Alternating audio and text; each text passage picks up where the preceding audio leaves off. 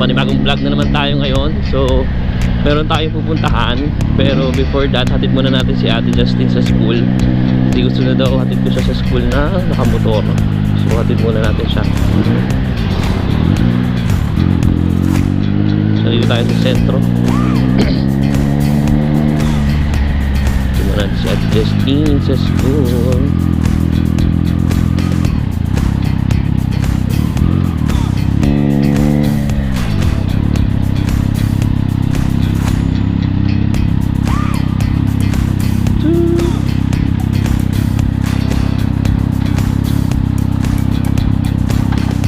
Oh, wait ang ate.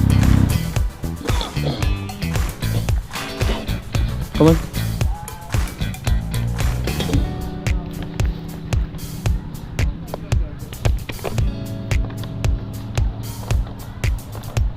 Let's go, hawak mo. Let's go. Tanggal mo pala. Tanggalin nga pala yun. Tanggalin nga din. Let's go. Okay ka na?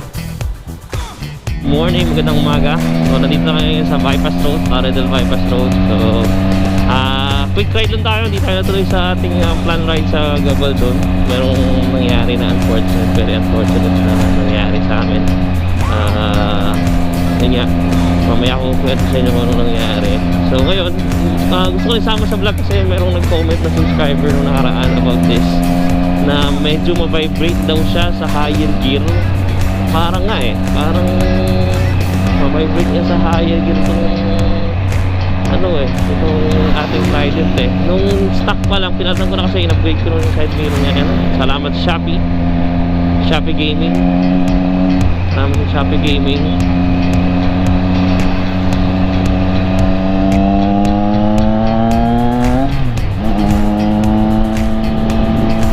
Ayan ang mapapansin mo.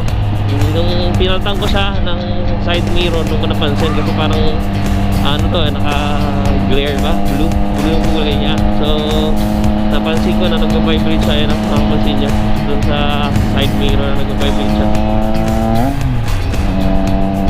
So yun, yun nga, tama siya na boss, shoutout sa'yo dun sa nag-comment sa last vlog ko. Sana mapunod mo to, na nagba-vibrate talaga siya, or medyo may vibration ng konti sa high-end gear. Yun, dito ko siya napansin sa side mirror. So yun, let's go. Punta tayo ngayon sa DRT, short ride nga sa Doña Remedios Trinidad dito sa Bulacan. So nasa Bulacan Air tayo. Ito yung isa sa pinaka parang magandang ridean mo na lugar dito kasi malawak siya, bulubundukin, ganun. So technically maganda siyang pag-ridean. Magas muna tayo sa Shell, then dire-diretso na tayo sa Doña Remedios Trinidad. Oh. Mabilis dito. Saan? 53 minutes lang. Saan ba yan? Diretso ng San Ildefonso. Alam ko yan sa sa yung bagong tatawirin natin yung bagong bypass. Ano yun? Lubak dyan, pre. Lubak. Lubak pa dito? Di pa tapos yan, oo. Dito tayo. Pero kung gusto nyo, pero malubak dyan, maalikabok. Gusto ba dyan? Pwede naman dyan. Meron dyanan dyan maliit. Oo, yung maliit nga. Pwede doon kung gusto mo. Sige, doon na lang. Doon tayo dumaan. Dito medyo 5 minutes lang din naman. Sa kabilang side kasi yan Oo, sa kabilang. Ito papunta San Miguel yan Sa Ildefonso. Mas malapit nga yan. Dito na lang. Pero hindi natin madadaanan yung tulay. Hindi, yung arco. Okay lang naman. Kita naman si Sir Arvin. Tanong mo si Sir Arvin. Saan nyo gusto? Baka gusto mag-picture ni Aileen.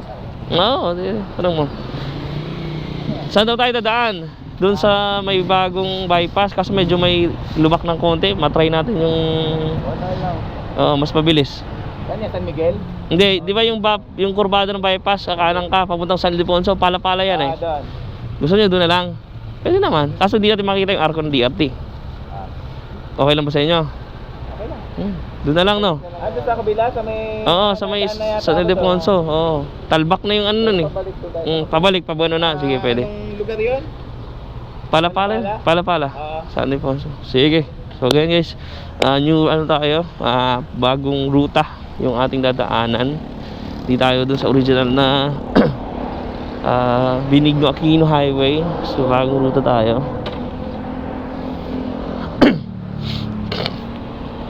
Didiretso tayo ng Didiretso tayo ng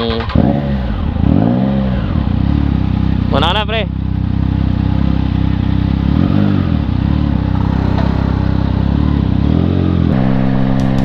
ride out na tayo guys. Amadores restaurant tayo pupuntahan natin. So, hindi ko pa na ako nararating doon. Pero nakatingin ako ng DRT sa may kalimutan ko yun eh. Kalimutan ko ang pangalan ng pinataram ko DRT.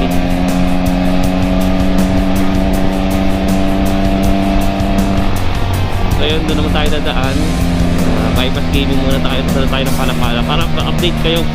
Yung mga dumadaan dito sa bypass road ng Plaridel, hindi ko alam kung kabisado na yun. Yung part na papunta ng Palapala. Diyan sa may unahan yan guys, papunta yung hindi na kayo dadaan ng Casubay.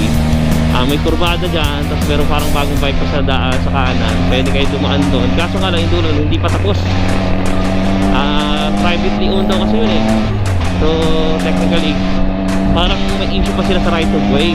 So yun, pero meron naman daan, pwede naman daanan bukas eh. Magbabayad ka nga lang ng 10 pesos ata, parang may toll fee sila. Parang expressway kasi privately owned nga siya. Pero lubak pa siya, hindi pa siya hindi matauran, so hindi naman maputik. Lubak pa siya, hindi pa siya sementado. Tapos sa may part naman ng meron dong maliit na daan sa may kanan, pwede kayong kumanan doon. Medyo lubak pero hindi masyadong hindi siya katulad ng doon sa mismong dapat dadaanan na sinasabi ko na hiningin ng toll. So 10 pesos ata pag motor, tapos 20 pag sasakyan. Pag di kayo dumaan doon sa maliit na daan, medyo hindi siya masyadong lubak ba. Sementado pero mga material sa din nandun medyo matigas. Ayun, tayo. Feel muna natin yung road.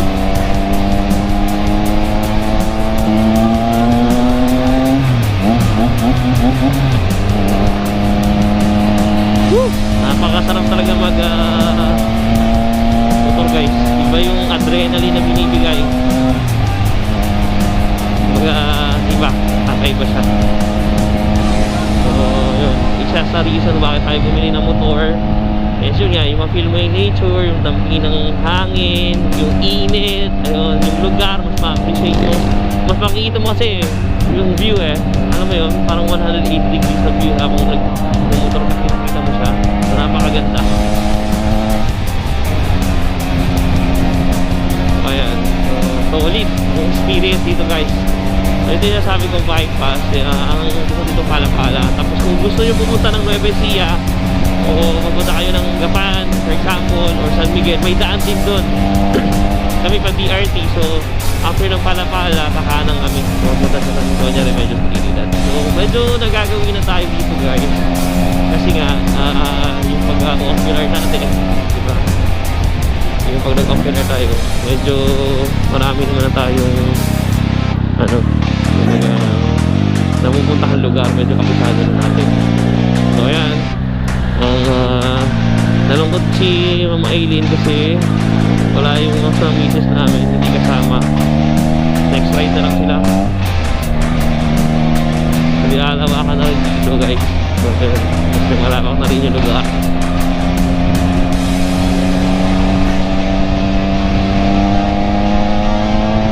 Dito tayo. Diba tayo? Yan, pwede dyan pre. Lubak lang. Pwede dito eh. Kung gusto niya, pero dito na lang. Mas malubak dun eh. Mag-ano tayo, off-road gaming.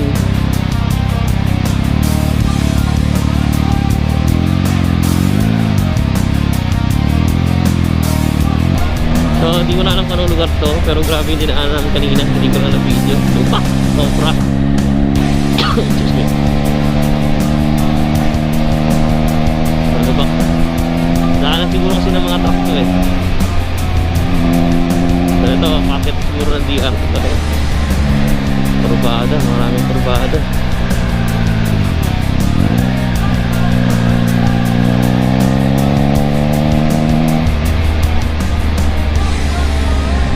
Engine brake tayo, engine brake.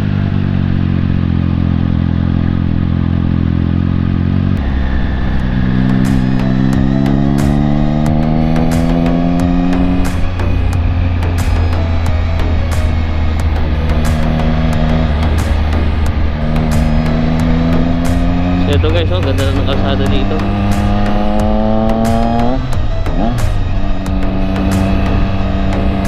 Iban Trail. So guys, oh. So this is Doña Remedios Trinidad.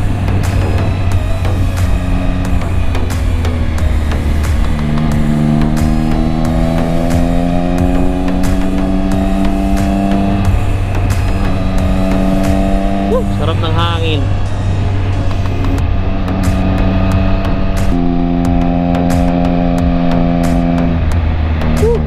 Sarap ng hangin.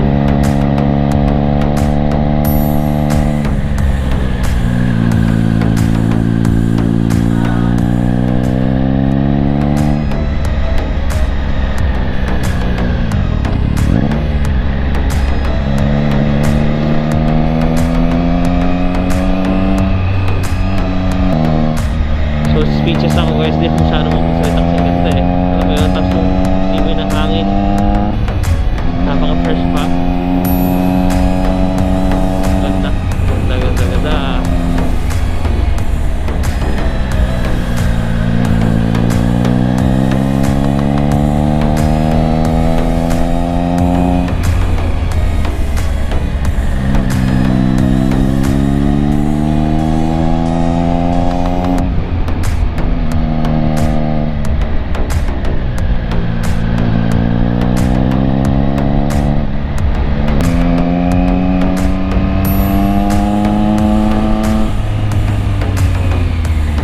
Pakyat.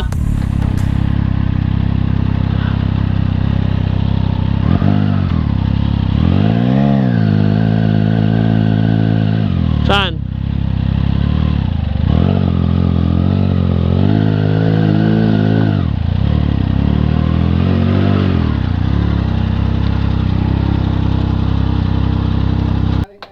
Masaya na. Masaya na? Nung nakakita na siya ng magandang tanawin. So nandito tayo guys sa grabe no. Gaga. Amadoras Park Camp and Dine. So magkakabilan tayo ganda dito. So yun. So ayun.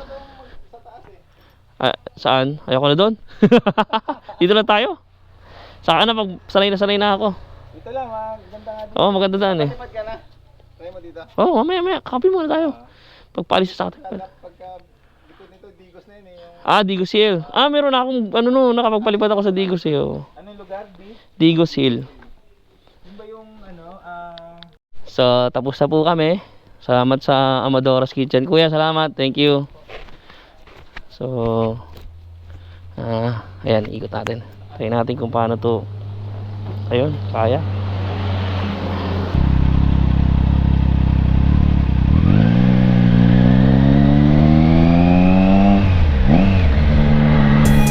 So guys, pabalik na tayo. Nakalimutan ko naman mag-gloves. Mag-gloves ako mamaya.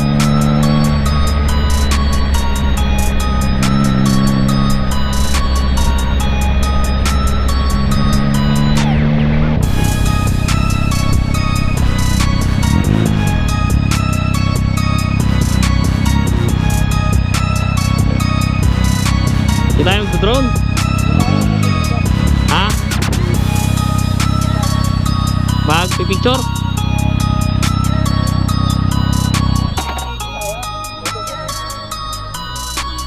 Mag-gloves na ako. Maganda ba dyan?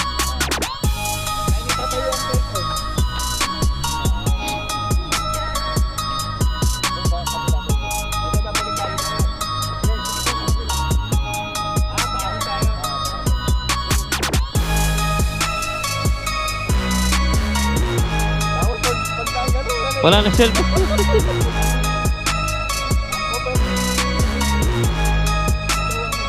Pwede naman.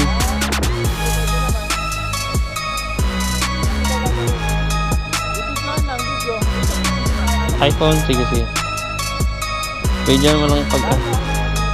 Saan tayo? Doon tayo, pabalik. Doon siya sa may ano, dyan sa may aso. Ano daw ang video? Pahiga, patayo? Patayo, pang reels.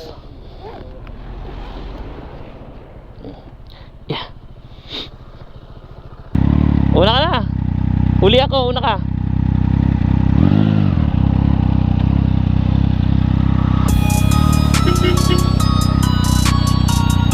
Sige sir, sige sir.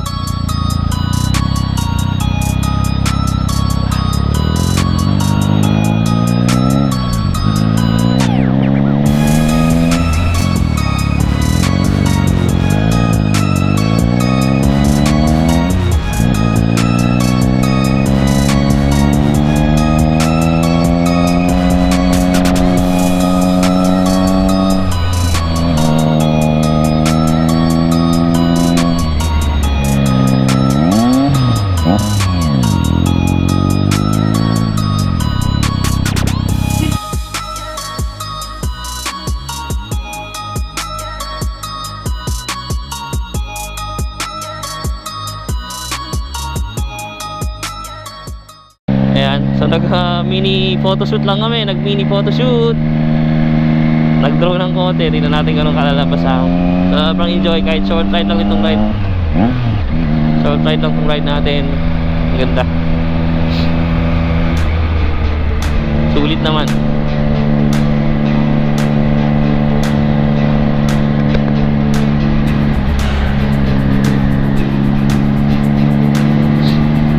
So yun, pabalik na tayo, pauwi na. Short ride. Next time mami, sama ka. Enjoy.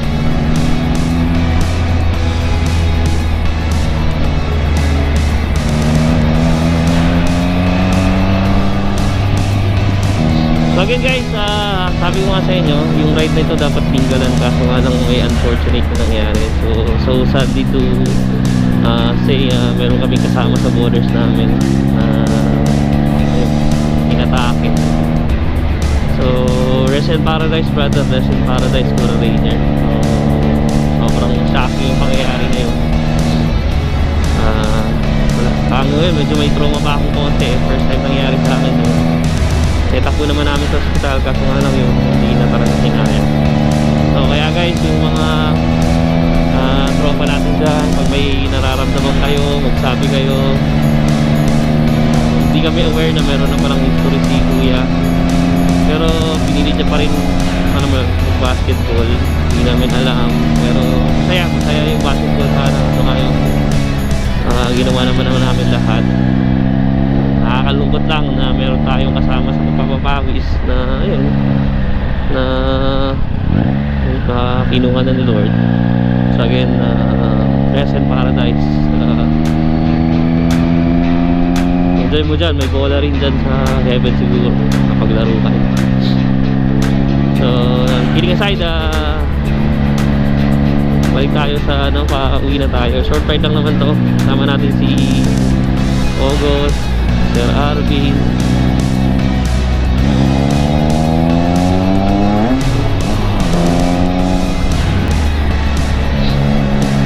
Guys, dito nga siguro tatapusin yung ating vlog. Mabalik na rin naman tayo. So wala naman tayo makikitang daan na lang to. Mabalik. Again, kung isa ka sa umabot sa puntong ito ng ating vlog, maraming salamat sa lahat ng nag-subscribe, sa mga bago pa lang, sa mga patuloy na nanonood. Maraming salamat. And then shoutout din sa isang rider na naka-P6, si Kuya, kinuha yung sana comment ka dito guys.